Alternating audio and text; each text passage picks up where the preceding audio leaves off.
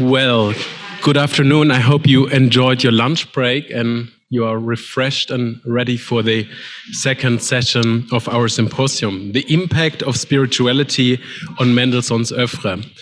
In this session, we will have three presentations, two of them online, one here in presence. And it will be about Erich Mendelsohn's architectural work when it comes to symmetric complexes, and also his works on synagogues in the US and aspects of Zionism. So reflecting an important part of Mendelsohn's identity of his life in his works. I will start right away with the presentations. I'm presenting you the first speaker, who is Ulrich Knufinke. He's an architectural historian and a monument conservator. He currently works for the Lower Saxony State Office for Monuments Preservation and is also the scientific director of the Bet Tfila Research Center for Jewish Architecture at the Technical University of Braunschweig. Mendelsohn's projects in Allenstein and Koenigsberg were a subject of his dissertation, Building of Jewish Symmetries in Germany. As a scholarship holder at the Center for Jewish Art at the Hebrew University in Jerusalem, he dealt intensively with modernist buildings there, including Mendelsohn's projects that were influential in Palestine.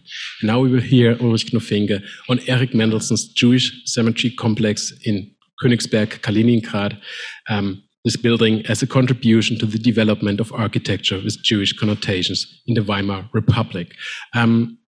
Mr. Knufinke, you're ready to go. I just want to remind you to the 20 minutes, because I think it's difficult to give you a sign or to stand somewhere with a 5-minute paper in hand. So please bear that in mind. And now the floor is yours.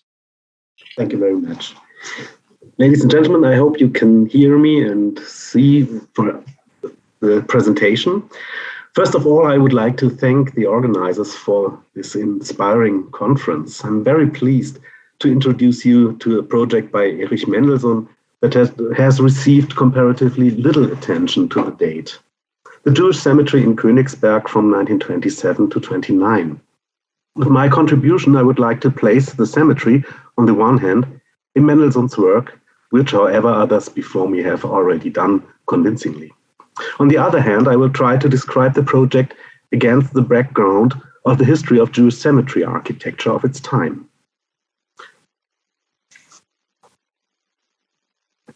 The Koenigsberg Cemetery was Mendelsohn's second contribution to this rather special architectural genre.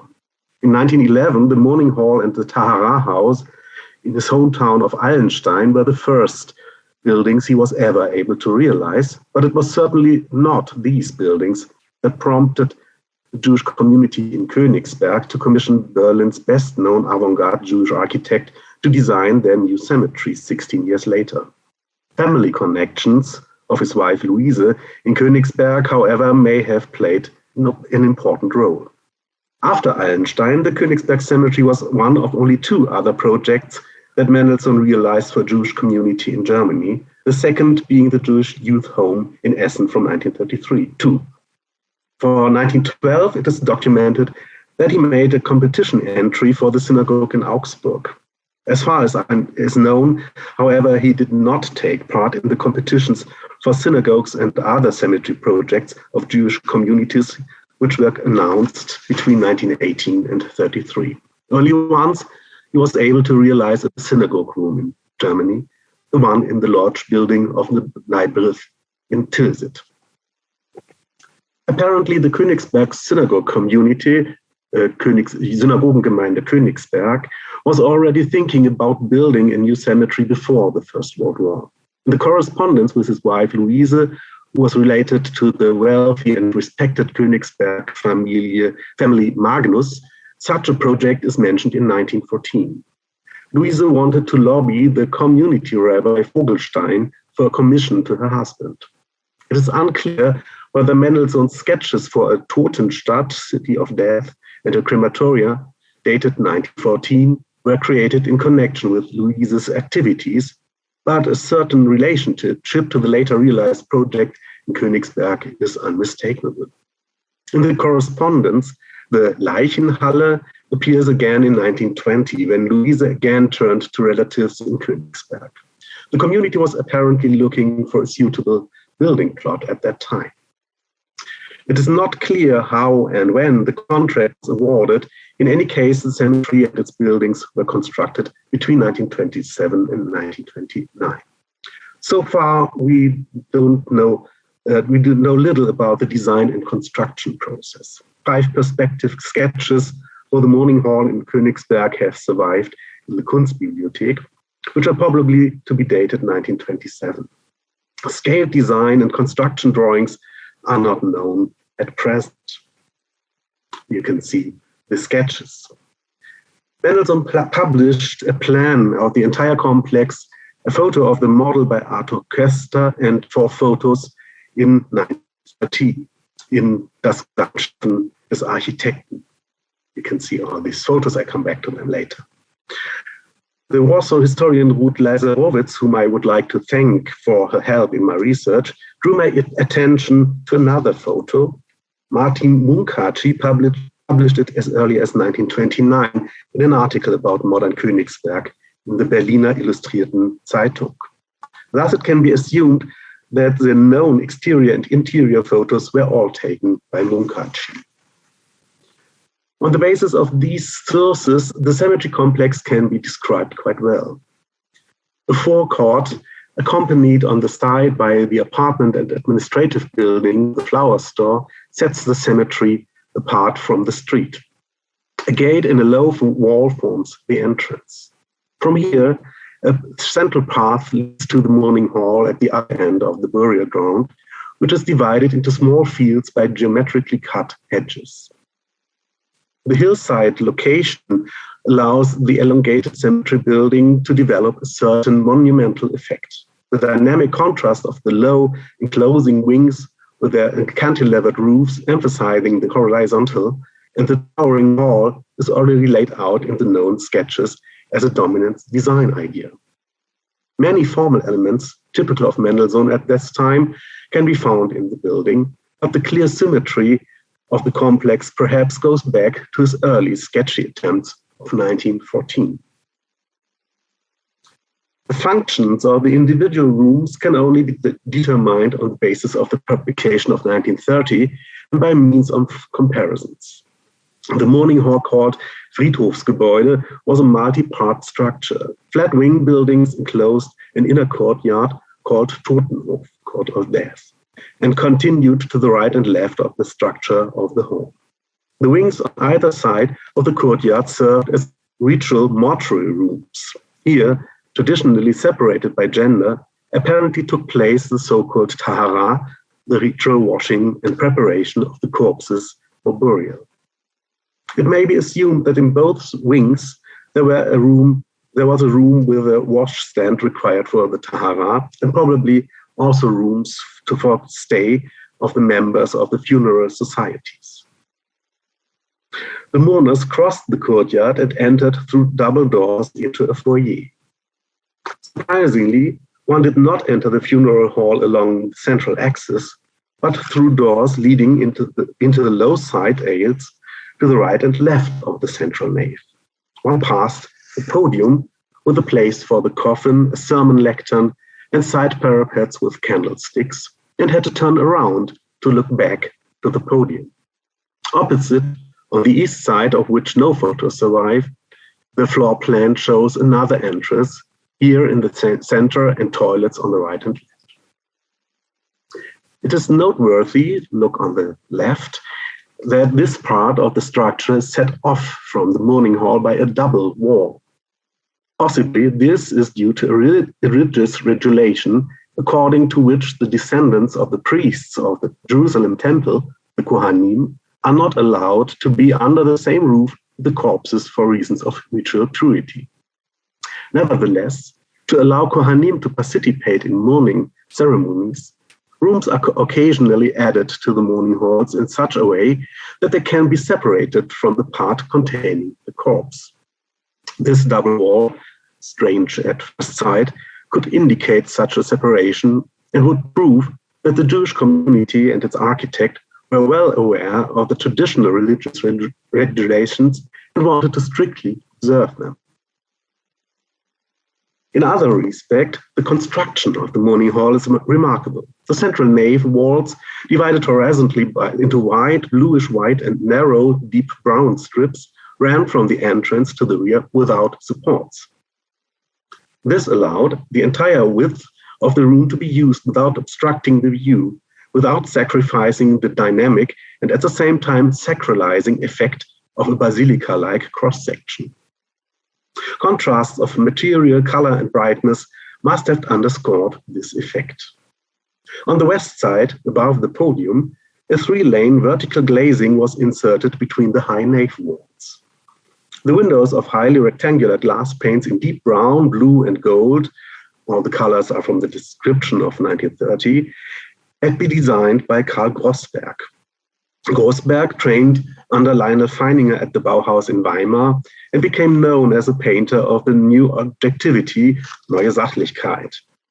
It is quite unknown that he worked several times as a designer of architecture-related art and interior decoration.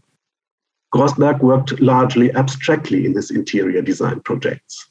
Hints, for example, of Jewish symbolism and iconography are absent from the windows in Koenigsberg. The cemetery in Koenigsberg plays a special role in Mendelsohn's work. Here, not only was a building created, but a quite extensive landscape or park design was utilized. Whether Mendelsohn collaborated with an architect specializing in landscape architecture has not yet been clarified, just as in-depth research on the collaborators in Mendelsohn studios and on his partners is still missing. On this topic, the Betwila Research Unit for Jewish Architecture and the Mainz University of Applied Science want to launch a research project that ties with our work on biographies of Jewish architects. We think such a project is one of the important research tasks within the cultural heritage inscribing process. How can the Koenigsberg complex be interpreted within the horizon of contemporary Jewish architecture? Erich Mendelsohn himself provided information about his design intentions in his speech at the dedication of the cemetery. I owe the quote from a Koenigsberg newspaper to Ruth Leiserowitz, quotation.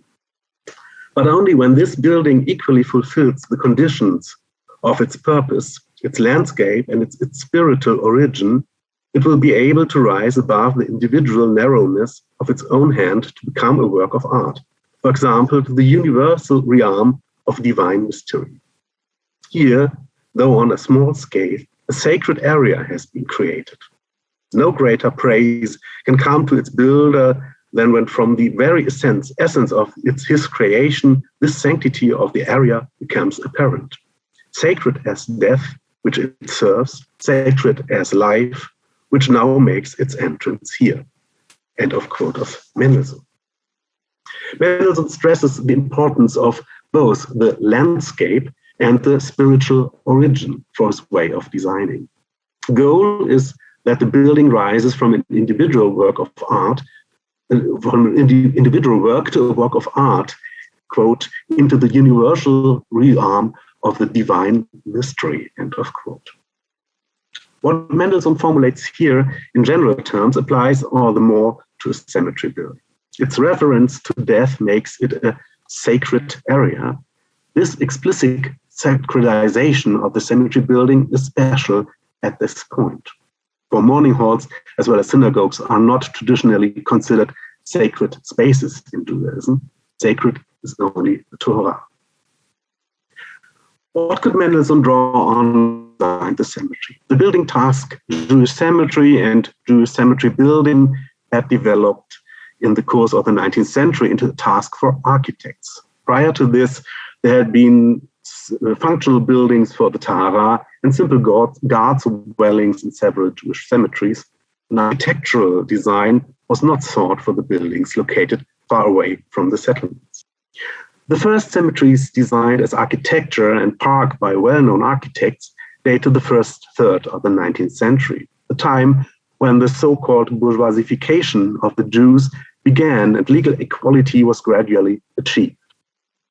The complex in Frankfurt am Main is one of the early examples. Similar to the later Koenigsberg, one enters a forecourt which was accompanied by the rooms for the Tahara. The classicist formal language enhances the architecture of the Jewish cemetery and puts it on an equal footing, albeit on a smaller scale, with the adjacent Christian cemetery of the same time. Later in the 19th century, the mourning hall, which did not exist in traditional cemeteries, became a dominant element of Jewish cemetery architecture. An influential project was created by the Jewish architect Edwin Oppler in Hanover, opened in 1864. The mourning hall, designed in Romanesque Gothic forms, understood as German style at the time, forms a threshold between the space of the dead and that of the living. Functionally and spatially similar, but in a different style, is the mourning hall in Mainz from 1881. The Moorish-inspired forms were often used for Jewish buildings to distinguish them from Christian ones in that time. The Jewish cemetery in Berlin-Weißensee, completed in 1880, is of particular importance for the history of Jewish cemetery architecture, both in terms of size of the overall complex and the differentiation of the buildings. As in Frankfurt or Hanover, and unlike later in Koenigsberg, the ensemble of cemetery buildings forms a threshold between the forecourt and the large burial ground. The mourning hall is designed after the model of the central churches of the Renaissance. The design as a quasi-sacred building, analogous to the chapels of Christian cemeteries, reached a new quality.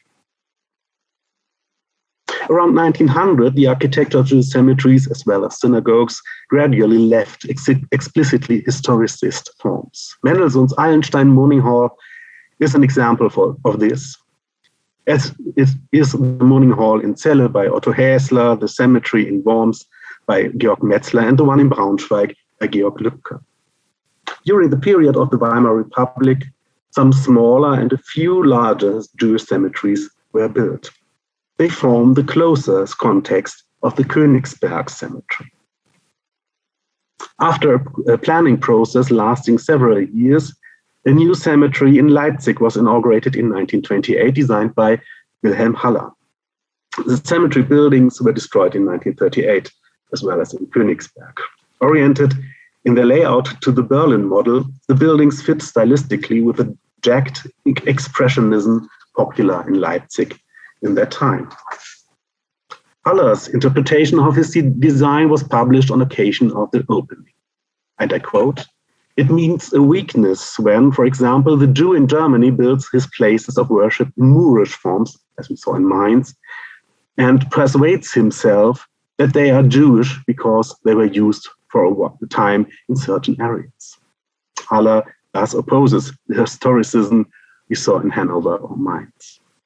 Haller gives a formula for the development of a genuinely Jewish architecture or art, and I quote, "Art is a product of several factors: of time, it must not be a copy of earlier centuries; of place, it must be down to earth, must not stand alien in its surroundings; of tradition, which must not be completely denied, as in Art Nouveau, but must nevertheless participate only underground; and of individuality. A practicing artist must possess it," end of quote. Haller concludes, quotation, "A purely Jewish art can therefore only arise in Palestine," end of quote.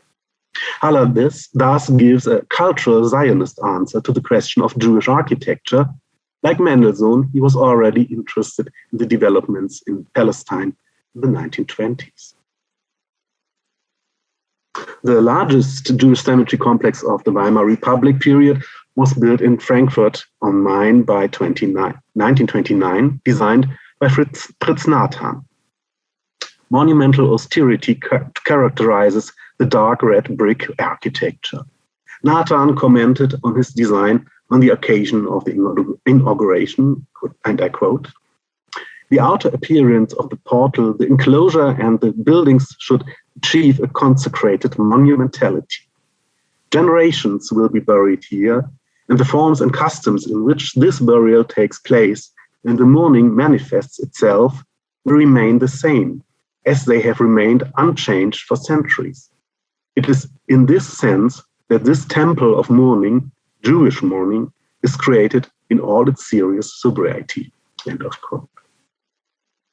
Like Mendelsohn, Haller, who emigrated to Palestine in 1933, and Nathan, who went to Britain, were active in the Jewish community as members of Jewish congregations and associations.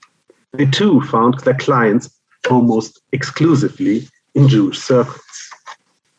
Nevertheless, the projects and buildings of Jewish communities were also of interest to general architectural journals and were part of architectural exhibitions of this time.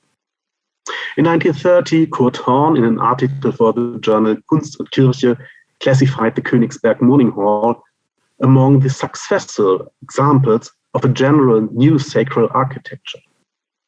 In 1930, the same magazine published the article Jüdische Kultbauten by Karl Schwarz, who wrote, a quotation, "In our days, Jewish cult building is undergoing the same transformations toward factually emphasized and unostentatiously designed, dignified design as the cult buildings of the other denominations.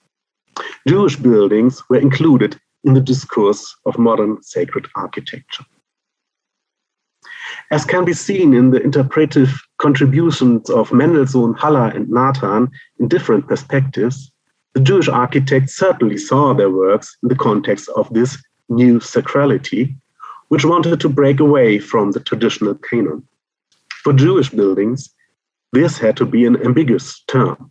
On the one hand, the genuine Jewish, word by Cornelius Gurlitt from 1906, the genuine Jewish was to be defined in contrast to the Christian majority, and in turn to ideas and concepts with Jewish connotations. But on the other hand, it was also necessary to counter the anti-Semitic prejudice of foreigners. Mendelssohn's reference to the landscape at the starting point of his design may therefore reflect both his personal attachment to the East Prussian landscape, but also the intention to characterize the Jewish building as down to earth, as part of the landscape, and thus the Jewish community as integral part of society. Mendelssohn's Koenigsberg Mourning Hall found a certain formal successor only once at the Jewish cemetery in Essen-Huttrop. The cemetery building was erected there by 1931. At about the same time, planning began for the Jewish Youth Center in the city by Mendelssohn, opened in 1932 and destroyed in 1938. The influence of the Koenigsberg design on Mendelssohn's own work, for example, on his synagogue projects for Palestine and his Jewish community centers and synagogues in the US, I can't discuss further here. What is striking, however, is how he still took up the concept of the quasi three-nave hall again in his last realized building, the Mount Zion Synagogue in St. Paul, Minnesota. That he was further interested in an abstract sacralization of the spaces is obvious. Here, the Koenigsberg Mourning Hall offered him a rare opportunity for realization. The beginning of the National Socialist rule very soon limited the building activities of Jewish communities. The Koenigsberg Funeral Hall was destroyed down to its foundation walls in the course of the Reichspogromnacht in 1938, and the cemetery has been largely devastated to this day. Only the entrance building still exists and is used as a veterinary practice. Finally, I would like to invite you to another conference, online conference, Jewish Topographies, that will take place next week, and we will go on to discuss with international colleagues on the subject, how Jews and Jewish architecture influences or interacts with the surrounding society, or the society where Jews live in. So thank you very much, and I'm looking forward to your questions. Thank you. Yeah. Thank you very much for this insight. We will now have the opportunity for one or two short questions, and then having a joint discussion round after the two other presentations. So I just want to ask if there are questions in the room or in the chat. If not, then I have a question just to understand these sepulchral or also secular architecture in the oeuvre of Erich Mendelsohn. So how committed was he actually to sacral buildings, to sepulchral buildings? In the beginning, was this just, came this out of a personal deep interest and a deep religiosity, or was this more an occasion to build a place like that? This is a very interesting question. I can say that I can't answer this at the moment. I think there should be more research on his family and on also Louise's family in Koenigsberg to find out how deep he was involved in Jewish communities. But it's interesting that he comes back to this project again and again, and Louise also since 1914, that he really wanted to have this building built, and he wanted to have this commission. And at the time when he got this contract, I think it was not one of his bigger projects, but still he was interested in doing it and building such a quite small buildings. Perhaps this indicates how he was involved in a deeper way in this building task. And of course, you can see in this quotation of his opening speech how he interlaces the Jewish aspect and the general aspect of his way of designing and his thinking about art. I think it's also something that should be researched in depth.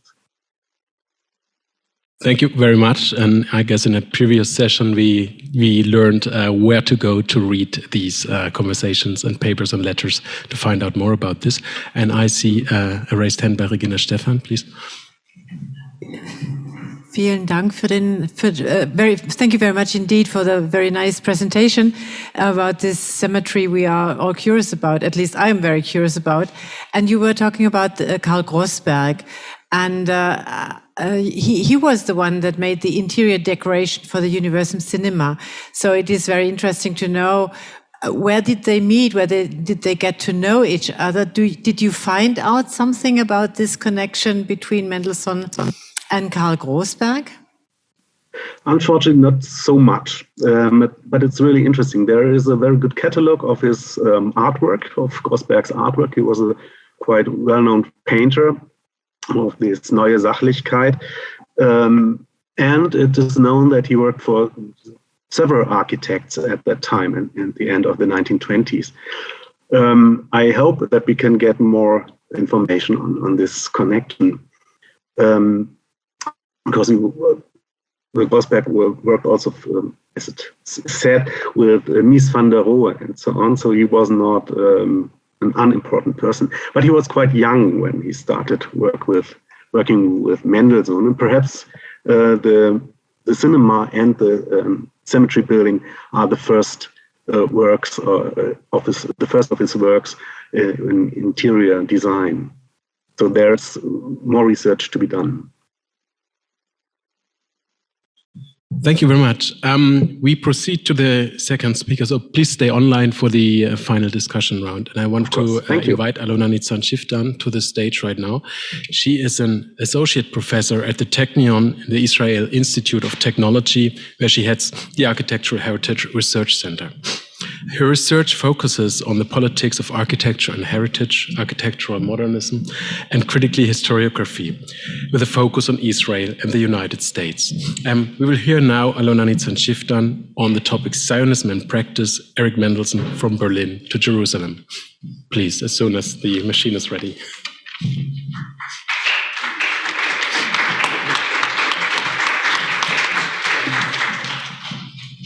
Okay, great. So good afternoon, everybody, and thank you so much, first of all, to Jörg and Regina, and for the amazing tour we had yesterday, and for inviting us in.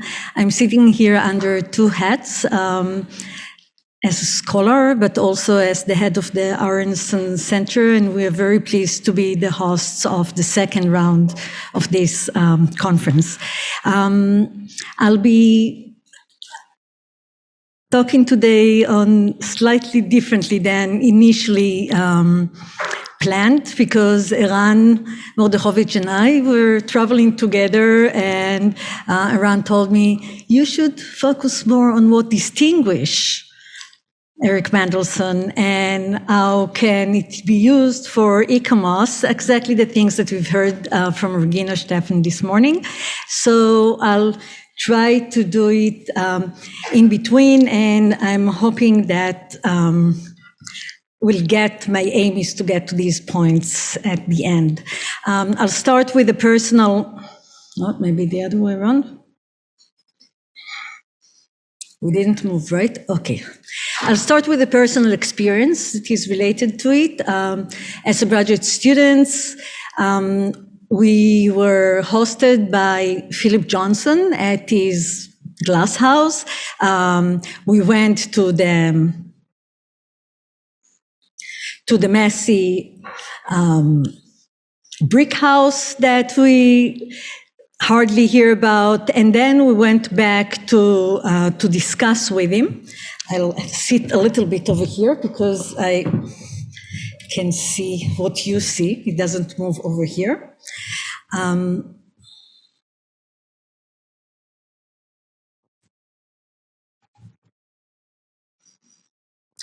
Okay, and we discussed there, and Philip Johnson told us I couldn't not ask him how come that Mendelssohn was not part of the four heroes of the international style at the MoMA. And he said, we thought about it, but it wasn't that clear. He didn't have a clear statement. Maybe his house was decent, but it was not that innovative at that point. We needed something more canonic, basically. So what I realized then is that they looked maybe exactly for the opposite of what Erich Mendelsohn modernism was.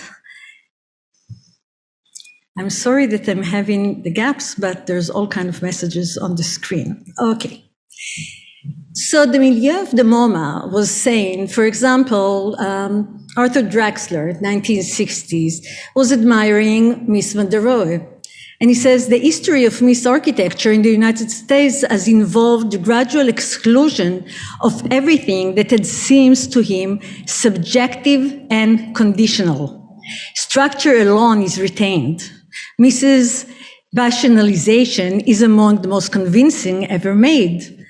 And much later in 2001, Michael Hayes tells us that the Miesian historiographic canon is so strong that it tends to force a reading of the work in terms of universality and autonomy to the exclusion of any other readings. And what I will try to show that what Mendelssohn architecture is doing is quite the opposite. So it's important to see the alternative modernism. As we all know, the powerful historiographers in the United States were not very much in favor of Mendelssohn or Expressionism, and Siegfried Gwydion even called the Einstein Tower that we've seen yesterday, looks like a flaccid jellyfish. And he says that it has no contribution to the history of the modern movement. But even Mendelssohn himself was retreating from this phase, not the least because of the failure of the structure of the Einstein Tower. And he wrote already in 1918 that the intuition out of nothing, oh my goodness, do you see it? No. I think I need some help with the, it's not. These are not synchronized. Sorry. This and this are not working together.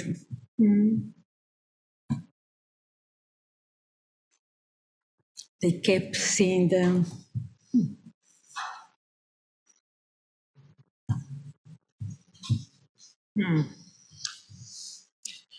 Okay, let's try with this one maybe. Okay, here you see the quote of Arthur Drexler. It seems like I need to function each one of them separately. Okay, so you see the flaccid fish, and I'm sorry for the time. And Mendelsohn that wrote in 1918 that the intuition out of nothing makes this work separately and this work separately. Come a little bit into the. You can much level. Yes, I cannot read from there. The intuition out of nothing makes no compromise with regard to reality. It does not violate. It indeed it touches it just as little. The product of an imagination that perhaps works too fast.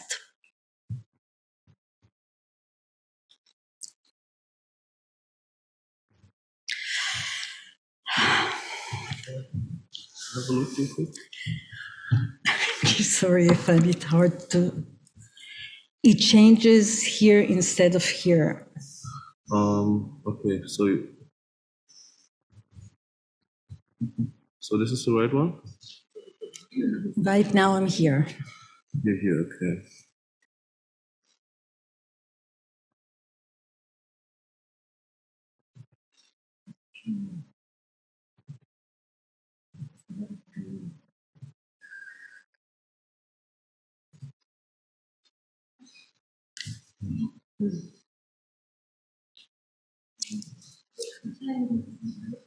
Okay, we try to work it out. Yeah, is it fine for you if you look on this screen? I'll look at this one and we'll see. I cannot read from there, so we'll try to work it out. Okay? The sender is there. It works, but you don't have to look at this. I don't know what's wrong. It depends on this reference. Okay, I'll try to manage. I'll just do this. Okay?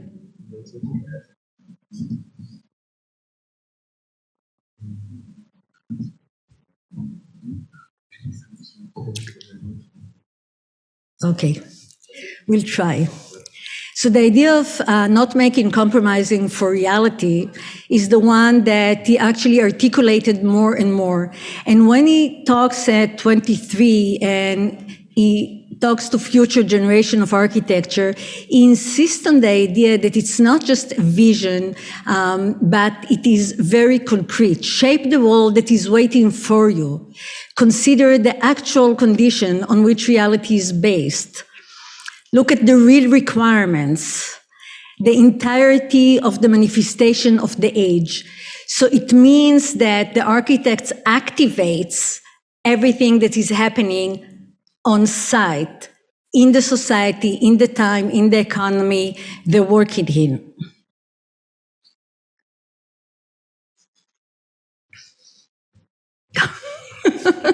Yeah, sorry.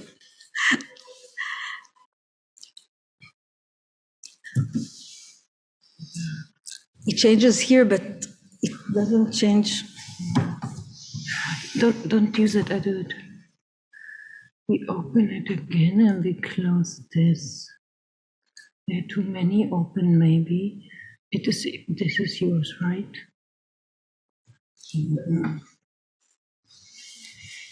Sorry. So we are already like here, right? No, we're further down. This. Hope now it's working. Yeah. But I need it a little bigger. I need to No, read. there's everything fine, and you can sit here and you can read there. No? You're challenging me.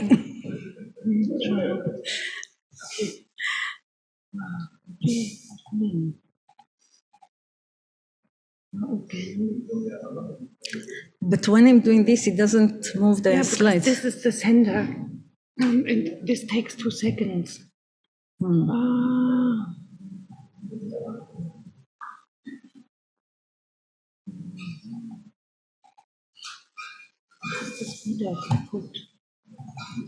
Thanks. That helps.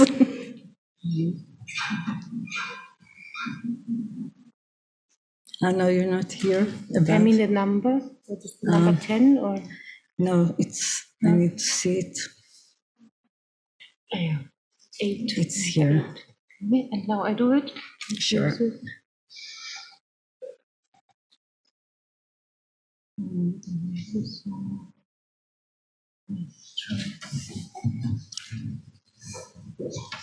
So now I need to really look up. Okay, we talked about the requirements. We're back into presentation. Thanks for keeping up. And this was one of the curiosities for me when I've read this. What does it mean by breaking through the will to reality? And he says basically that it's the role of the artist to reconcile the reality of modernity with its experience by the ordinary person. Contemporary man, he says, in the excitement of his fast life, can find balance in the stress-free horizontal. Only by breaking through the will to reality can he master his restlessness. Only through the most complete rapidity can he overcome his haste. Then the rotating earth will stand still.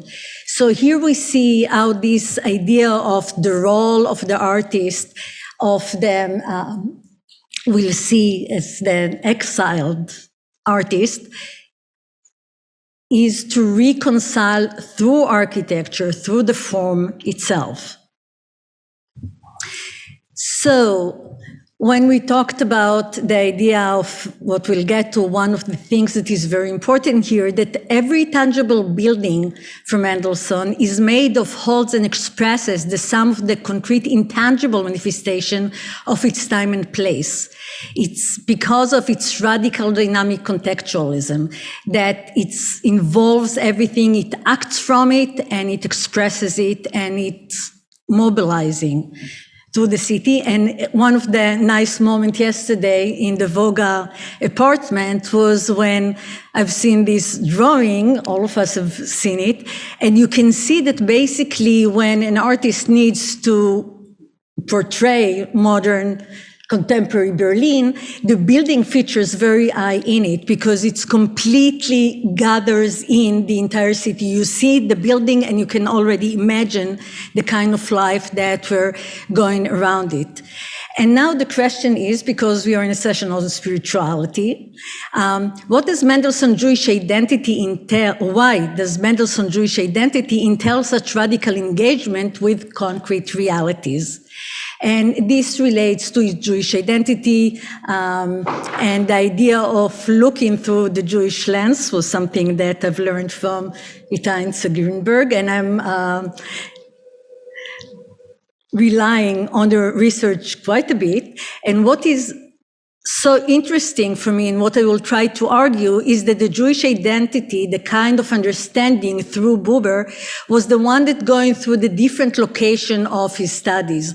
So it's kind of a thing that ties together the Oeuvre. And in 1914, Erich Mendelsohn sent the 3 lectures of Martin Buber to Louise, his future wife, and he tells her, I'm sending the 3 speeches of Buber with the letter of 7 September, which contains the strict confession of my Jewishness. The idea of Jewishness and not Judaism is important here. You see the action. And indeed, exactly at the mixture Buber attempts to realize. And what I would like to argue that this mixture is of politics, religion, and art. And this is part of the Munich circle that they were both part of. And what he says is that the crisis of modernity as a state of exile of modern man is a state of exile of modern man from the authenticity of his life. And for Jews, this is a long-lived experience. And this is very central to understand his position. The idea what Buber is trying to say, Jews were always in a kind of exile from the actual life. It's always the reality that was one step away. And when it happens to everybody else, when they are exiled from the authenticity of their life by the pace of modern life, then Jews are already experienced. They know how to deal with it, and therefore they should be in the vanguard of bridging this gap. And he says but within his power to be, the end of the quote, to be as well the bearer of the world unification. He has not merely discerned the world anxiety, he has suffered it. So he's prepared the Jew to do the action of reconciliation, of pacification, and that's in architecture. So another important thing to see about Buber's early lecture is that he made a distinction in the second lecture between sensory man and the motor individual. So the sensory man is the Christian European. Sight is the main way through which he perceives the world, the non-integrated world, and his world appears, according to Buber, as multiplicity of things which is spread before his eyes and to which he and his body belong. And the way he classifies them is through image, form, and shape. In opposition, the Buber construct suggests the Jew, among other Orientals, applies to all Semitics, is concentrating on motion. He comprehends the world dynamically. His world is, I quote, something happening to him. He senses rather than perceive it. So the most important things for the Jewish action is the motion, action, and doing. And if we look at interpretation from the art history perspective by Hammer on what Buber is asking artists to do, is that for Buber, becoming is the essence of creativity. A detached experience is not creative one. Cognition by its very nature has nothing to do with becoming, but only with that which has become. So this is the canon. This is the one thing that we can see that is already achieved, while the Jewish artist should be somebody who constantly engages reality as it is in every here and now and reconciles it. And we can see Mendelssohn completely submitted to this kind of view, only in considering all aspects of life with the facts of the whole reality in mind can a single form be articulated without running the risk of short-sightedness and narcissism. We face reality energetically and are therefore forced to cope with its entirety. So this is an ethical position for Mendelssohn. So if we see the politics, religion, and art, we can see that in art, we talk about modern architecture, about reconciliation, and about unity. In religion, it's about Judaism, it's about the deed, the motion, the energetic thing. And politics, I'm not sure that this is concerning all the radical disruptions.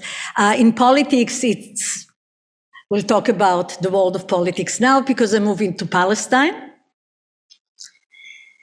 And in Palestine, architecture and Zionism, I mean, we all know the White City. We all know that modernism is completely identified with the Zionist movement. They both emerged out of modernity, often violent encounter with the older tradition that precedes it. But when we look at the architecture and we see Erich Mendelsohn on the left and Zeev Rechter on the right, we see that the architecture tells us that there's no single modernity and there's no single Zionism practiced. So what I've explained elsewhere in greater length is that Mendelssohn stands for cultural Zionism as it was articulated by Ahad Ha'am, as opposed to political Zionism. And I'll say it just very just the main point that cultural Zionism is about Judaism, is about the idea of Judaism coming to Jerusalem. It has to be there. And political Zionism, as it was articulated primarily by Theodor Herzl, is about Jews. It's about a place for Jewish people. So this is a very different take on what Zionism is. And the way that it's being characterized, and you see an image that you'll see in the evening. I'll mention just two main features. One is reversed Orientalism. Buber talks about the East, the idea that the East would be the hub of the world revolution, that it will counter the declining West.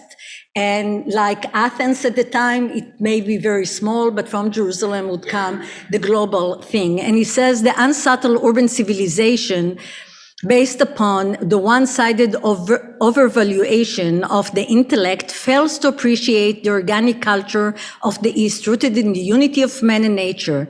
But it is this culture which produced the moral law and the visions of the Bible. So look, monotheistic cultures, this is where you should look at. We've seen that he's fascinating already in the early 20s with the East. He's insisting on Jerusalem. I'm jumping a little bit. It is up to us to seek its salvation, which is the salvations of all nations. And is typically Orientalist, but as a value rather than the other way around. He says in Mediterranean countries, actually it's Wittig saying, but it was authorized by Mendelsohn.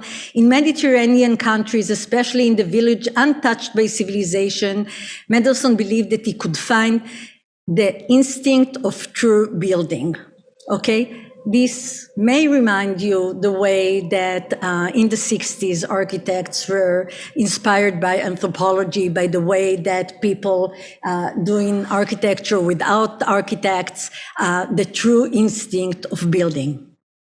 So the result is, and I will pass through it quickly, the Weizmann House, the Schocken House that we've seen already, and this is what Eran wanted to show in the morning. And I'll say maybe a few more words about the Hadassah Hospital, because in the Hadassah Hospital, this is part of the reason. No, it cannot be nominated right now, but if our perception would change, then it would help to understand major project like this. What you can see here is the courtyards that the Hadassah has. Now, these are the very long structures that you see, and the perpendicular structures are creating these courtyards. We'll see it more in a second. I'll skip this one. You see that we have very long bars. We have in pink, if you can see it, the perpendicular bars. And these create three courtyards that are basically his way to reconcile the Eastern typology, the Middle Eastern typology, and the modern technology and forms. And also these bars are kind of transparent underneath. So it's not really enclosing the courtyards, but it's mediating and negotiating the two forms. And if we'll be able in November to go on the roof of the Hadassah building, we'll see what we'll see on the right. That although it was very carefully and sensitively reconstructed, the courtyard is filled with the emergency room of the Hadassah, and nobody can imagine anymore what is going on there, and all these kind of transparent, beautiful shadows are gone and covered with offices. So to make this kind of a Mendelsohn building, we have to convince people to understand the kind of architecture. So these are sketches for the Hadassah, and I'll go quickly to the supranationalism, the idea that it's a commonwealth of nations, not individual entities. This is also by Buber. What we desire will go beyond our own country, beyond Europe, and will bless all nations, because internationalism means, for Mendelssohn, the nationalist aestheticization of a decaying world. Supranationalism, however, maintains national borders and delimitation as a requirement, yet frees humanity. Therefore, Arab and Jews needs to be together as a commonwealth. Only together they inaugurate the spiritual revival of the East, to which Mendelssohn aspires, the dawn of a Mediterranean Renaissance. And I'm going fast. And to understand the difficulty of this, we should understand that it's basically not appreciating the main goal of the Zionists at that time of labor Zionism, which is nation state. And he says the beginning of the 20th century, with the crescendo of its political and economic nationalism, led to the Great War and present to the Jews a national home in Palestine, a gift that only today it seems to be too edged, because it induced the Jewish people to think of a state of their own and devised from the major goal to become equal member of the Semitic Commonwealth. I know it took a lot of time.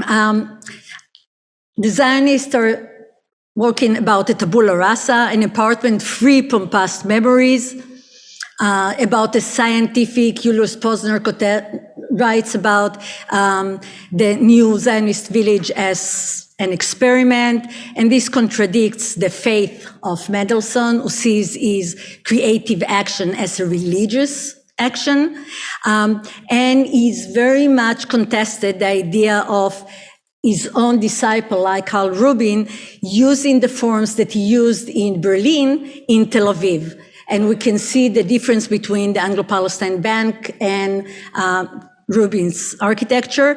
So I'll take just 2 more minutes because this is the most important part of the thing. For the first historiography of Israeli architecture, Mendelssohn considered important yet a cul-de-sac, like nobody continued it. And what happens later is that is embraced as part of the international style, which is an absurd because he would roll in his grave, because when he visited the International Architecture Exhibition at the Bauhaus in 1923, he says that to call this apparent conformity of the new modern architectural concept simply international is more verbal indolence than an expression of conviction. So this is almost an historiographical mistake. And it continues, and it was continuous in 84, in 94, and then in the world, in the Declaration of the World Heritage Site, and now with crowning Aryeh Sharon, the graduate, the Bauhaus graduate, as the architect of the State of Israel. So now I get to the few points that I suggest that distinguish Mendelssohn from others. One is modernism goes beyond the Bauhaus, and I think it's important in the all continents that we are working in. It's important for critical historiography in the context of Israel. It's about cultural rather than political Zionism, and it has very important implication. It's modernism that accommodates its post-war criticism, envisioning it and actually answering it prematurely. So it's contingent, it's contextual, it's dialogic and relational modernism. And what we see here, that it's basically a precedent to people like Aldo van Eyck and his configurative discipline. And one can maybe extend it to Rem Koolhaas, who works with the forces of reality. So I think is something that we should develop. It's modernism of radical and dynamic contextualism. I've already suggested that every tangible building also holds the intangible and relates to the processes that Moritz and Moristella talked about with the collection, with the paper collections, and it's basically holds it in the building itself. It's modernism that is shaped by Jewish identity and migration, and there's lots to say, and I guess Ita would expand on it quite a bit tomorrow or this afternoon. And it's inspired by Buber's philosophy, by Jewish clientele, by cultural Zionism, Jewish institution. Everywhere we look, it's a Jewish community. And this last point is one that I leave very open and non-nationalistic. culturally specific modernism. This is the way that we can maybe politically argue in our different parties. So sorry for all this interrupted, technically interrupted, but thank you very much. Thank you. Apologies from our side.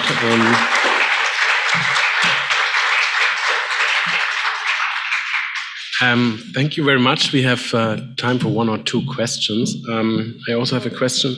Yeah, please. Yeah, stay very shortly because I have a question of my own.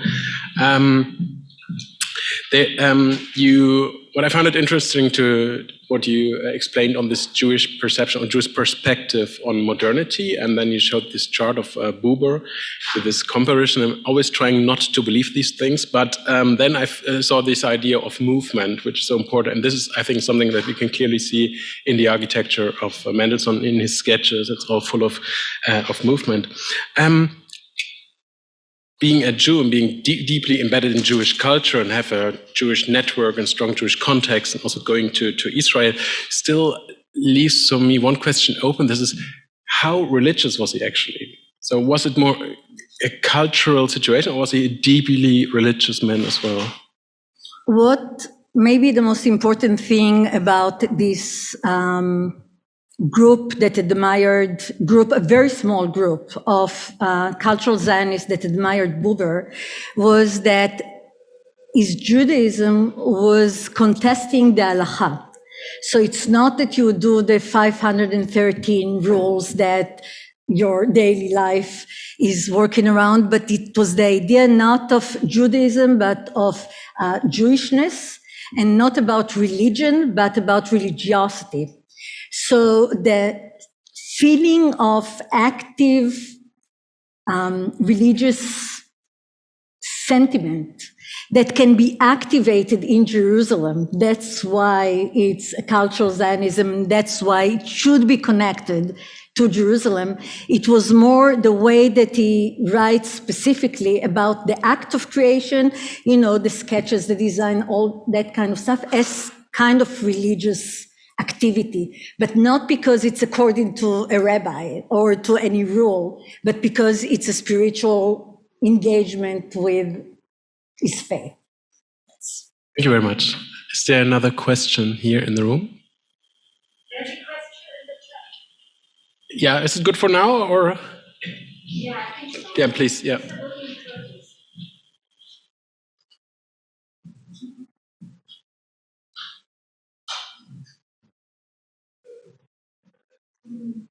Someone needs to read it.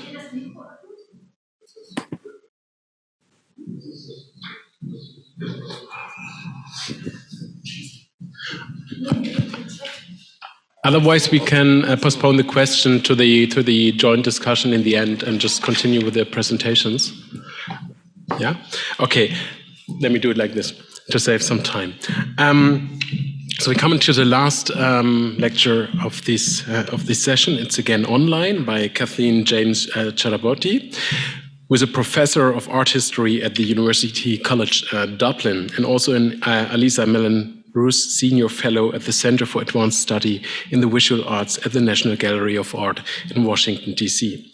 And her books include also Erich Mendelsohn and the Architecture of German Modernism, Architecture since 1400 and Modernism as a Memory, Building Identity in the Federal Republic of Germany. And we will hear Kathleen James-Chakraborty on spiritual heritage, Mendelssohn's late synagogue architecture in the US. Kathleen, please, the floor is yours. Oh. So first of all, I'd like to thank the organizers of this, and then I would like to apologize for not being there in person with old friends and with people who I'm sure would become new friends. I'd also like to thank Michael Palmer because the stunning photographs I'm going to show in color of some of the synagogues are by him.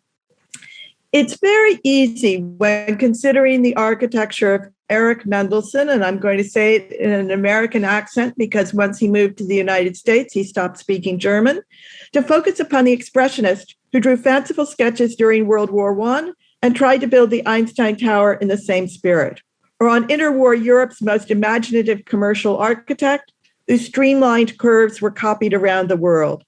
Less often remembered, at least outside Israel, is the man who commuted from London to a windmill in Jerusalem, from which he tried to design the kinds of buildings he thought appropriate to a Jewish homeland.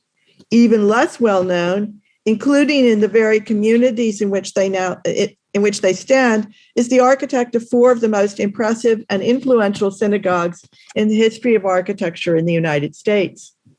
Before I turn to why they should be remembered, I would like for a few minutes to speculate about why they have been forgotten. There are several reasons for this. Mendelsohn, widely viewed in the 1920s as the German expert on American architecture, he traveled to the United States, of course, in 1924, returned to the country in 1941, where an exhibit on his work opened at New York's Museum of Modern Art, which did, in fact, in some situations, take him very seriously, just days before the Japanese attack on Pearl Harbor turned everyone's attention instead to war.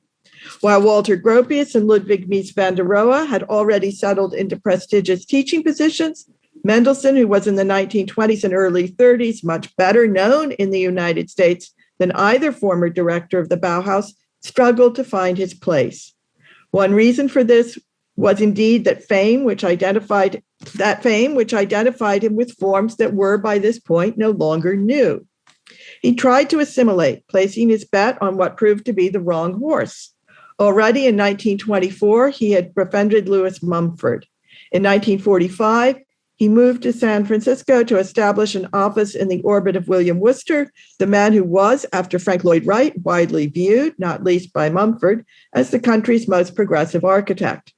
By the end of the 40s, however, Worcester's star would be eclipsed not only by Mies and Gropius, but by those beginning with Marcel Breuer, who had studied with Gropius at the Bauhaus and then at Harvard. Meanwhile, Mendelssohn's success in establishing a national practice, he seemed always to be in the air years before the idea of a jet set was invented, also diminished his impact. There was no community except San Francisco in which one could view more than one of his major works. And in San Francisco, you could only see two. And finally, he died too soon, already in 1953, 16 years before Gropius and Mies, and before the impact of his late work had a chance to be fully absorbed. And yet, if one belonged to the many increasingly prosperous Jewish families moving from the city center to the suburbs and returning to the synagogue as the focus of post-Holocaust conservative or reform observance, Mendelssohn was everywhere. In addition to his four synagogues outside St. Louis and Cleveland, and in Grand Rapids and St. Paul, he was considered for commissions in St. Louis, in Dallas, Providence, Baltimore, and Washington. As the most celebrated Jewish architect of the first half of the 20th century, and a refugee from Nazi Germany who was also a committed Zionist, he was uniquely positioned to garner such commissions.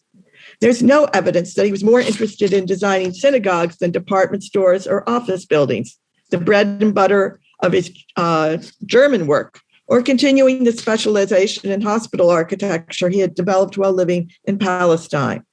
But it was Jewish congregations coming to terms with the new responsibility of American Judaism for the global Jewish community, and with increasing prosperity that did not always equate with complete social acceptance, who proved most willing to give him an opportunity to build. Several factors came together here. First, the building boom of the 1920s meant that most downtowns in the United States already had all the office space they needed. Only at the end of the 1950s would new office towers begin to sprout up again in impressive numbers. Second, the focus of retail development was shifting to the suburbs, where Victor Gruen, an Austrian Jewish emigre, would soon dominate the design of enclosed shopping malls. But that same suburban growth also created demands for new religious structures. And to no religious group was making the right new impression more important during these years than to middle and upper middle class Jews. Many only a generation or two removed from poverty, they still faced considerable discrimination regarding exactly where they could buy houses. But unlike Black Americans, they qualified easily for mortgages. None of Mendelssohn's synagogues were located, however, in entirely new neighborhoods. Instead, they were built in places that had prospered already during the interwar years and thus communicated a welcome sense of stability. During the interwar years, many American Jews drifted away from the practice of a faith that they often associated with old-fashioned customs of the old country. Already in the 19th century, Reform Judaism offered the most assimilated American Jews, many of them immigrants from Germany, a modern way of practicing their faith. By the 1920s, conservative Judaism, which often appealed to those who had immigrated from further east, specialized in creating community centers where social activities accompanied religious worship. Orthodoxy was on the wane. The shock of the Holocaust, which eradicated a third of the world's Jews, and pride in the establishment of the State of Israel spurred a revival in the United States of identification with the faith and a sense of responsibility for its global welfare that by the 1950s sent many Jews back to the synagogue on more than high holy days. Parents who no longer spoke Yiddish at home dropped their children off at Saturday school to learn Hebrew and to socialize with other Jewish children in hopes that they would not marry outside the faith. And at a time when many American clubs would not admit them, no matter how much money they had made, the synagogue social halls provided what would be today described as a safe space, in which one could also network with those who shared similar aspirations and were increasingly achieving them. Already between the wars, conservative congregations had led the creation of synagogues that doubled as community centers.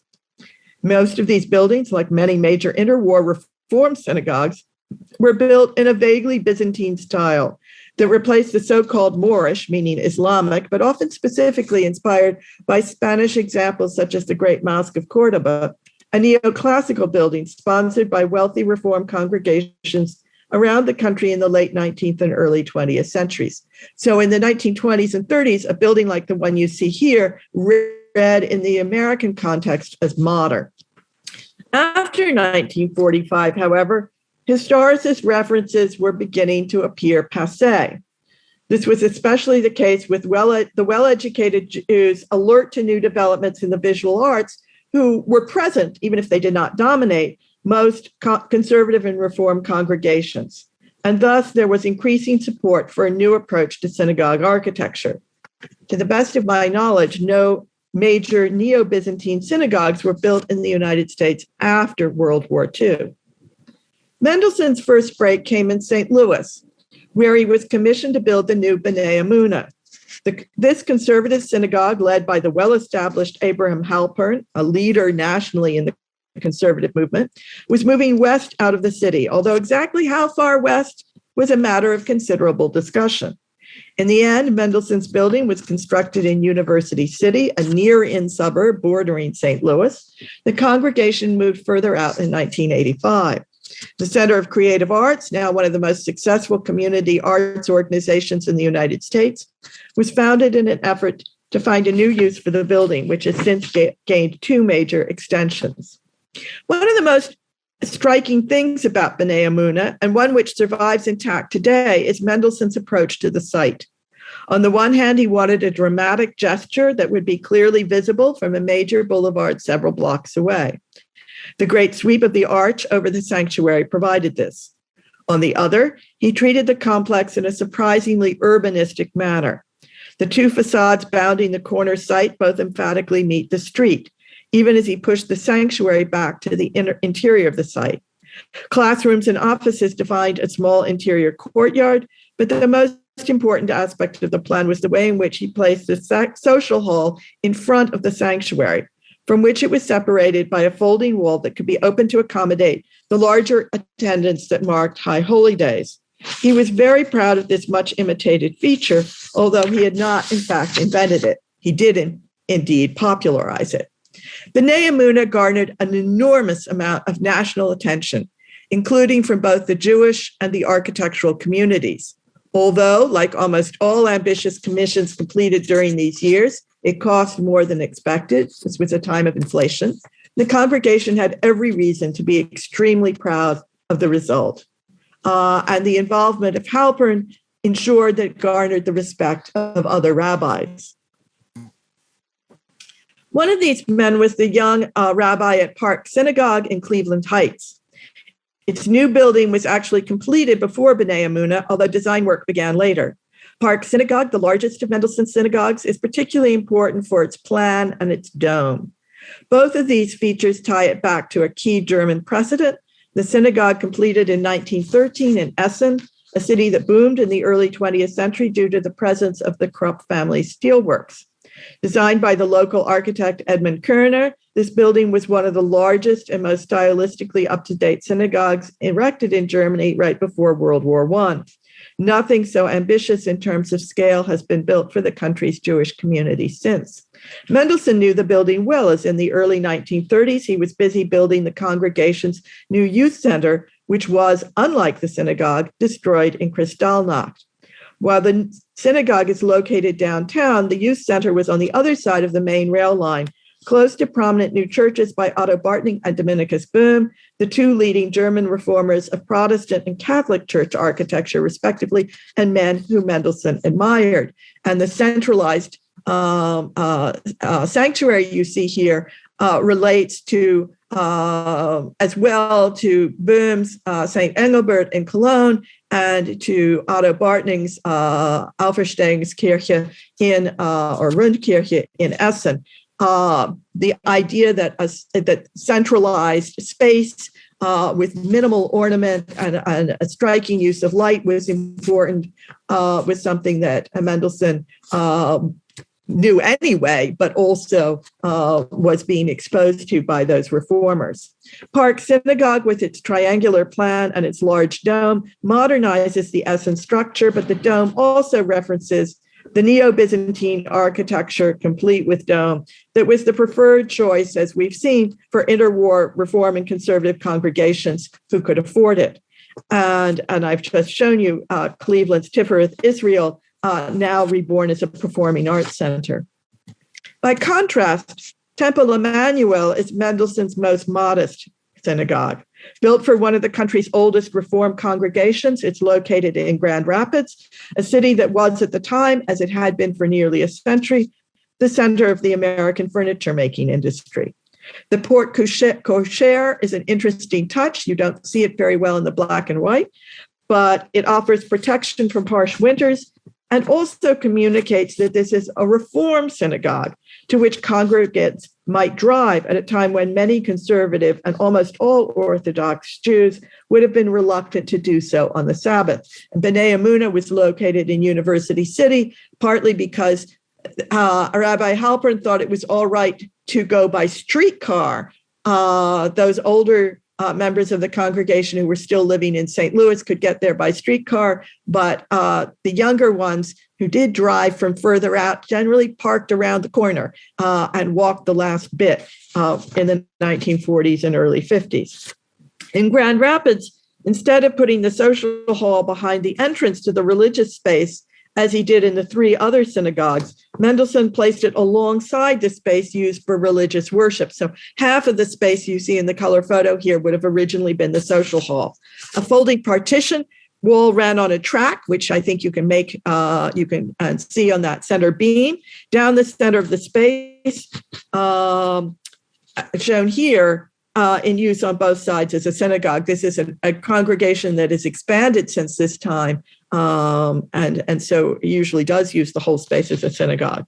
Whereas Park Synagogue showed Mendelssohn referencing the German past, Temple Emmanuel's butterfly roof exhibits his interest in contemporary American architecture, particularly the houses of fellow emigre Marcel Breuer, who was of Hungarian Jewish origin. In St. Paul, as in St. Louis, Mendelssohn's patron was an extremely distinguished rabbi, in this case, the German-born Gunther Plaut, who went on to move to Toronto in 1961 and becoming one of the leading figures in Reform Judaism in North America. Although this building was completed posthumously, it's the most complex of Mendelssohn's American synagogue designs, featuring, to my mind, the most compelling composition and the highest level of detailing in the construction. And here, as you've already seen, Mendelssohn reprised to some degree his cemetery chapel in his wife Louisa's native city of Koenigsberg, destroyed, as we've learned, in Kristallnacht.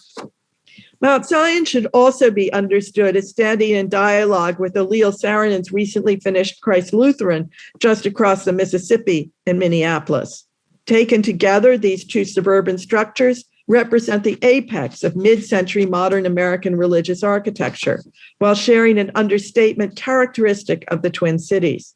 Both designs convey a sense of intimacy and of uplift, and feature a sensitive combination of both natural and artificial light in a region in which many residents are of Scandinavian origin and in which Nordic design was well known at the time. Although Mount Zion was a predominantly German-speaking congregation operating trilingually in German, English, and Hebrew into the 1980s. I attended an event there for the centenary of Mendelssohn's birth, in which you could hear almost more English than you could, more German, than you could English. It was quite remarkable for me. I'd never been in such a German language situation before, much less in a synagogue. Goes Rabbi Plaut returned for that, and Mendelssohn was not present. At Beth Shalom, Frank Lloyd designed for peaked volumes over the sanctuary and chapel that Mendelssohn's Mount Zion clients had found too fleshy. Composed and confident, Mendelssohn really hit his American stride in St. Paul and in the Russell House in San Francisco, about which we'll be learning more later in this conference. In both, he crafted a powerful synthesis of motifs he had invented in Germany, overlaid onto a rigorous attention to place. This is also the most, as I've said, the most carefully crafted of his synagogues, without the decoration ever shading towards kitsch. And it's one that's been impeccably maintained and is actively used, making it very good for our purposes as for the World Heritage nomination. From the boulevard, where it keeps company with other major religious and institutional buildings, to the still white light illuminating the chapel on a bright winter day, this is a building surprisingly rooted in the upper Midwest, considering how far its architect had traveled to get to this point. The finely balanced response to the speed of contemporary automobile traffic on the one hand, and the need to provide a sense of sanctuary and permanence to a community recently ravished by the Holocaust on the other, is at its most subtle here. It remains the beating heart of Minnesota's Jewish community. Thank you. Yes. Thank you. Kathleen, thank you very much. Do we have a direct question for Kathleen here in the room? Yeah, there's one question, please. Kathleen, hello. Thank you very much for this lecture. Yeah, I have a very small question, but to me it's very crucial, and maybe to others also. You mentioned at the very beginning that Mendelssohn stopped talking when he moved to the United States, and I wanted to ask you where from you took this, because I heard that from Louise that they had a little Sparschwein, what I don't know how this is called, a saving box or something like this, and everybody who would say a German word should put some money inside, yeah. So, but the question of language is so crucial, because in Palestine it made such a big difference. I mean, for writers it was a real problem that they talk German, but also if we talk about architectural language, this becomes also an issue. But here my question is specifically pointed to your source, where you know this from, that he stopped talking. I know from the letters it's different, but talking German when he came to the United States. So I have it only as oral history, but and one letter. I have it in 3 different ways. And so I'm sure there were exceptions, but Hans Schiller talked about it when I met Schiller in the early 90s. That Mendelssohn was speaking in English, and that Schiller said there were 3 kinds of English: American English, British English, and Mendelssohn English. He wasn't always comfortable in English, but that's what he was speaking. So that is one. I also heard it from the Mr. Winston, whose father had commissioned the Weichmann store in in Gliwice in Poland, and who moved to St. Louis and tried to commission a house for Mendelsohn, but Mendelsohn didn't understand American construction yet, and the design was the steel frame and came in too expensively. But they had changed their name to Winston after Winston Churchill, and they spoke English to Mendelsohn. Despite the fact everybody was more comfortable in German, they always spoke in English together in St. Louis. There was also a letter that I came across somewhere, and I can't remember now where, to Richard, I think to Richard Kauf. No, I can't remember. I think it's to Van de Velde in the Van de Velde archives, where he writes about. He writes Van de Velde in English rather than German because he's not using German any longer. This is after the war, and it's a very polite letter to Van de Velde, and I would have read it in the early 90s. I can't tell you the exact dates and sources, but it's in the Van de Velde archive that he's not using German anymore. Van de Velde, of course, was more comfortable in French or in Flemish, but certainly could have read German very easily. But Mendelsohn is not using it, although, of course, he can write it very easily himself. So this is very different from Gropius, who fired off stuff in German all the time, and from Mies, who was never 100% comfortable in English, but obviously uses it. But obviously uses German as well. So I think it's his response to the Holocaust. I don't know exactly when it starts. I don't think it necessarily starts when he arrives in the United States. I think it may start later. But with Plaut, for instance, he could have made himself understood more easily in German, and I have no idea whether he used German or not. Certainly Esther Mendelsohn and Plaut spoke German together in my presence in the late 80s. Thanks very much for this very elaborated answer. My question was more if he didn't stop talking German already before. This was my, after he left. And I don't Germany. Know. That was my question. I don't know.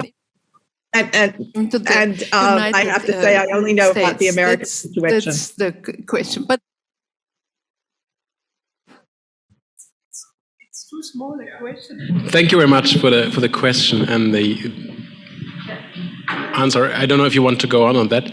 Otherwise, we can also open the floor to the... It's just one information, because it has to do with being British subject. As soon as they got the British citizenship, they changed to English, also with their names from Erich to Eric, and Louise with an O instead of U only. And when they got the American citizenship in 1945, they write, finally they got their citizenship and no German mention. So they changed from British to American and no German mention. So it has to do with the British citizenship in 1939.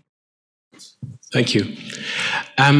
So now the floor is open to for questions to all three speakers, and we can also, if you want to type your question in the chat or ask a question from the digital distance, please go ahead. If I don't see raising hands, I would. Is there one? Yeah, please.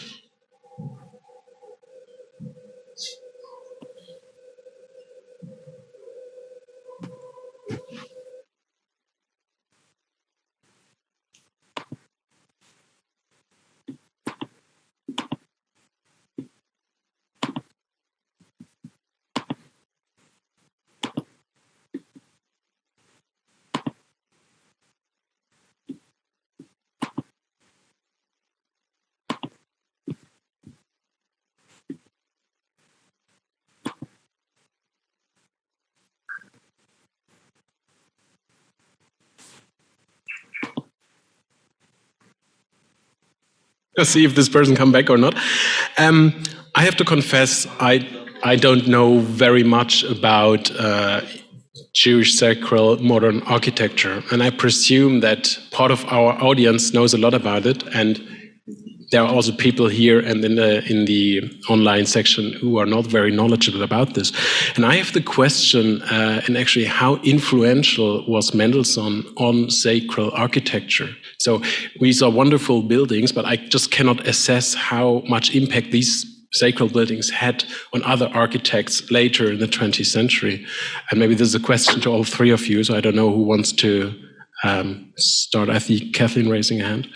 I can start with this, and that there are very few buildings in the United States, maybe none, that look exactly like any of Mendelssohn's synagogues. So it's not that somebody builds something that looks just like them. However, there are two things that are important. The idea that the synagogue should be, above all, a sanctuary, an education space, and a social hall, and that the social hall should be possible to convert into sanctuary space on high holy days, is something that has already occurred in the interwar period, but Mendelssohn makes it much more central. And so that arrangement is very widely used.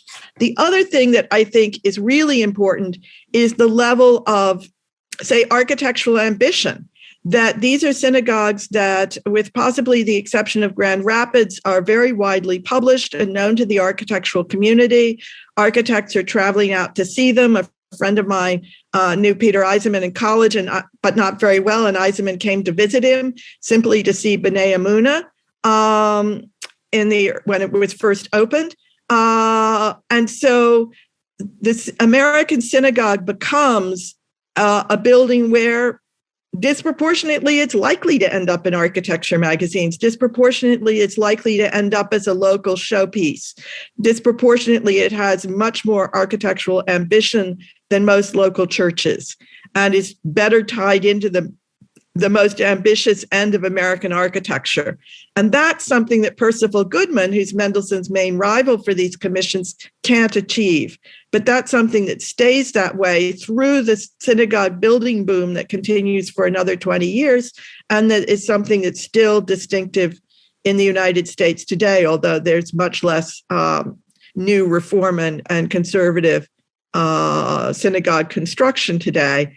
And it doesn't play the same role that it did.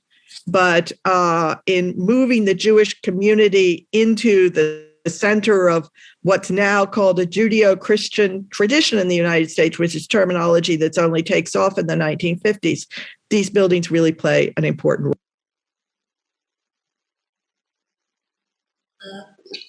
Not quite. I think that it's more the question of the attitude, not the question of form as well. But actually, I wanted to ask two questions to the two other speakers. Please go ahead. I just saw Ulrich has raised his hand, so maybe he wants to add to this. Yes, I would like to add an example where Mendelssohn... we can't hear you. Okay, sorry. Can you hear me now? Okay, so sorry. I would like to add one example for where architects copied a little bit Mendelssohn's Park Synagogue. Just on the plot of the youth center in Essen, built by Mendelssohn, there was built in the 1950s a new synagogue, because the old one that Kathleen showed us was too big for the small community, and it did not fit to the social component of such a new community center. And they copied, likewise, the synagogue, the Park Synagogue of Mendelssohn, on a plot where Mendelssohn himself had built a youth center some years before, in the early 1930s. So this is a direct connection, and it is known that all the architects of the 1950s who built synagogues in Germany look very well to the examples of Mendelssohn and of the other exile architects of synagogues. So it's not useful only to look on Mendelssohn and what he invented, but as you said, he was not the inventor of the Jewish Community Center, but he was one of the promoters of it. And so it's important to have the full view, and this is what I try to show in my cemetery lecture, that it's necessary to look at all of them to understand what is a special Mendelssohnian idea and what is a general idea of Jewish life and social life and cultural life and religious life at that time. And I think the answers given on his religious attitude are also cannot understand only from his person, but have to be understood from the social surroundings of him. Of course, he was member, or his wife was a member in such a reform community in Koenigsberg. It's not it's a conservative community, in a conservative community. And I think this is why he was introduced in circles of the same ideas, also till until his time in the United States. So he was in these circles, and he got commissions by these circles. The religious and cultural and social life were interlaced all the time in this work. Go to the chat. I will relate to this one as well, because I think it's delimiting the scope of his Judaism to talk about it in the context of sacred architecture. He usually had an ambition that was global. And he was communicating with the entire world. He wrote about Russia, he wrote about America, from when he was in Palestine. He wrote at the beginning, in the early fascists in Italy. He was, before they were allied with anti-Semitic, he wrote in their publication. He was connected to Greek architecture.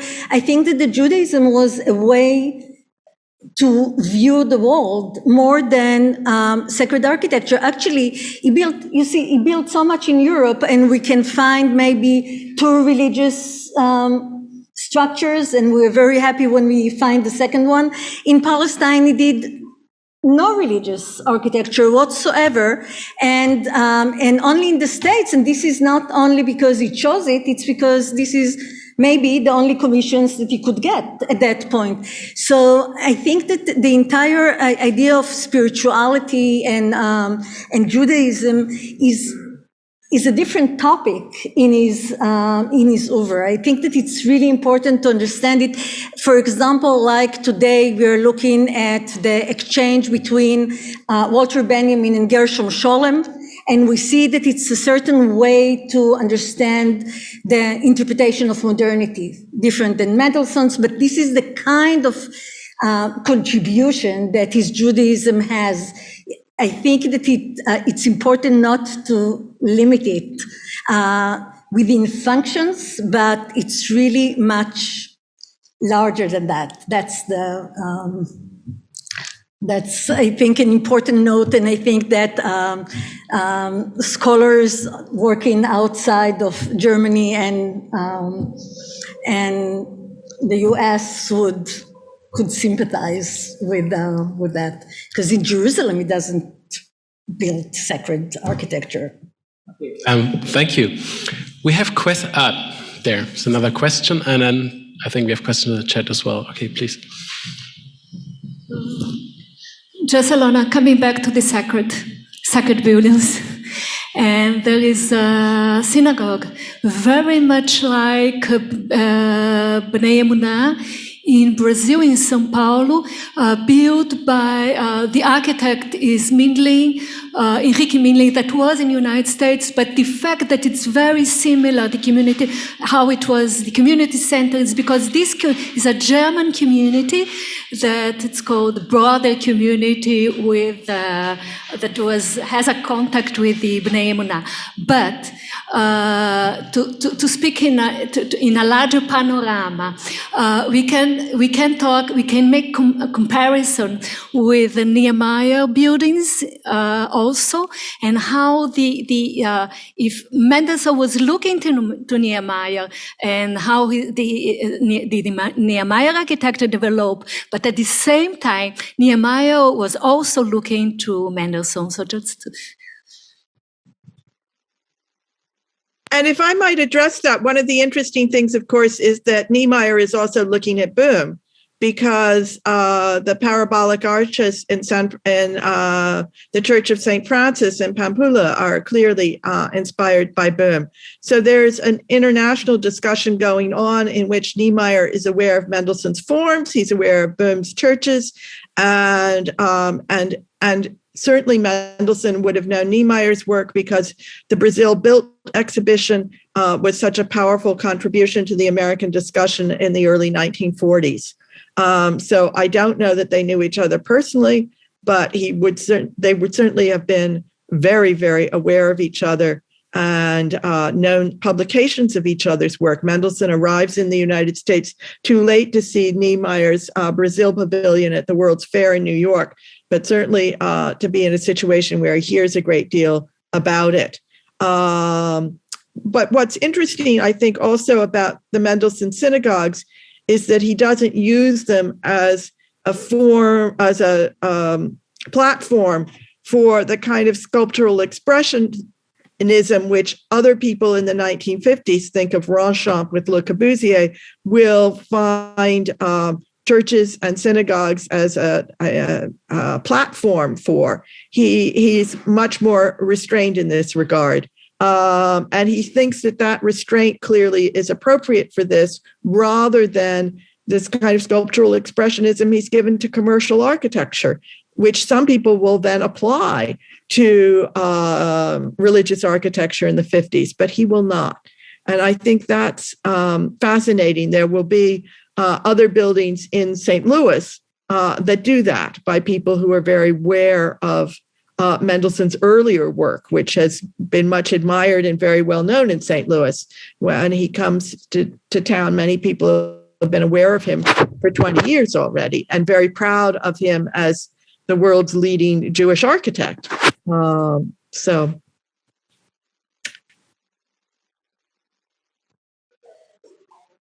on the panel. To the first speaker, I was wondering, German Jewry had Reformed Judaism and all kind of progressive ways to practice Judaism, if this was any way reflected in Mendelssohn architecture, or did he write or considered these kind of things when he was engaged in building for the community? And for Kathleen, hello across the ocean. I was wondering, he talked a lot about the other consideration when he built in Germany, for example, in the city, very urban-wise. In Palestine, when he built on the edge of the desert, he explained very much why is it. What does he write about this idea of secluded campuses, basically, that he builds for the Jewry? Does he relate to life in suburbia? I mean, how does he explain the context of his complexes? So, thank you for this question. I hope you can hear me. Okay. As I wanted to show this lecture, the community of Koenigsberg very well respected the Jewish laws when building the cemetery building. And also Mendelssohn did very well know what a synagogue should be when you look at the synagogue room in the Neibris Lodge in Tilsit. So they knew very exactly what a synagogue or what a cemetery building should be or could be, although they were part of the more reform or conservative Judaism's part in Germany at that time. So it's I think it was not the time to step back from the tradition in this sense, especially regarding the cemetery. As I quoted Fritz Nathan, who was, I don't know whether he was an Orthodox or a non-Orthodox Jewish, a member of a non-Orthodox Jewish community. He designed also a Jewish cemetery for an Orthodox community in Frankfurt, but was not realized. So they knew very well what was important for reflecting or respecting the Jewish laws and habits. And of course, they wanted to do this for the Jewish communities, not to offend the traditional members of the communities. But I think, as you pointed out in your lecture, there is a difference between religious attitude and performing Judaism in a very orthodox way, especially at that time. And reading Martin Buber in the 1910s was quite common for this class or group of Jewish intellectuals, and it was very common to discuss it in these circles. So I think it's an expression of both. It's part of their own tradition, and Mendelssohn and the other architects knew very well what the tradition is, but in their minds they had perhaps totally different ideas what Judaism as a religion should be. I think it's more the social and context that is important for understanding these buildings and their expression in architecture. So it's not a Jewish architecture. Thank you. I would take one more question from the room now before we run out of time. I was just going to answer. Yeah, but but that's okay. I won't.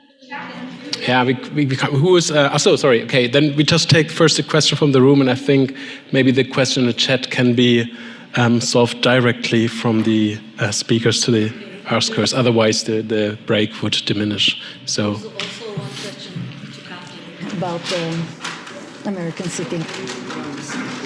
I think that in the consideration of the American works by Mendelssohn, it's very important to think of that it is interwoven in a deeper research about the structure.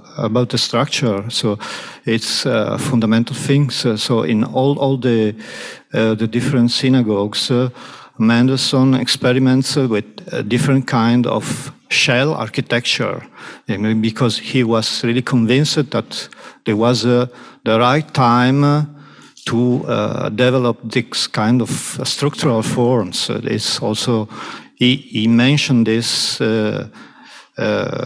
in this last publication, in the publication of his first realized works about the synagogues. So in Architectural Forum, in this little writings, Background to Design, where he speaks about this concept of elastic continuity. And he mentioned also new architecture about Nervi, about Saarinen, about Carlos Raúl Villanueva. And he was also making his efforts, because if he thought that this kind of structure could really realize his vision, his early vision of the drawings in the wartime.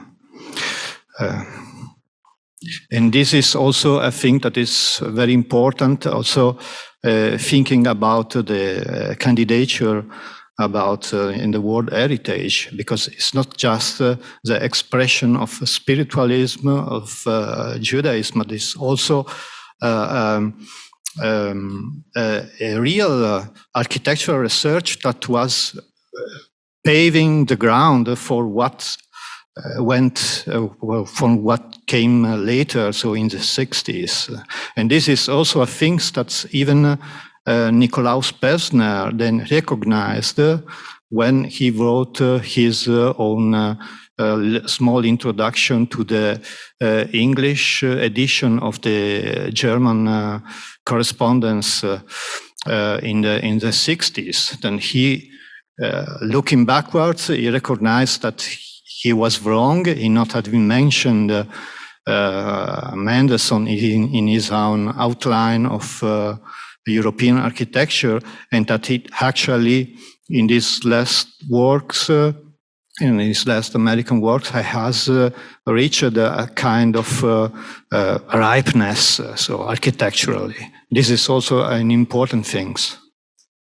And there's no more question in the room. I would say that we close the session, even if there are questions in the chat, but I encourage the speakers to answer directly to the questions.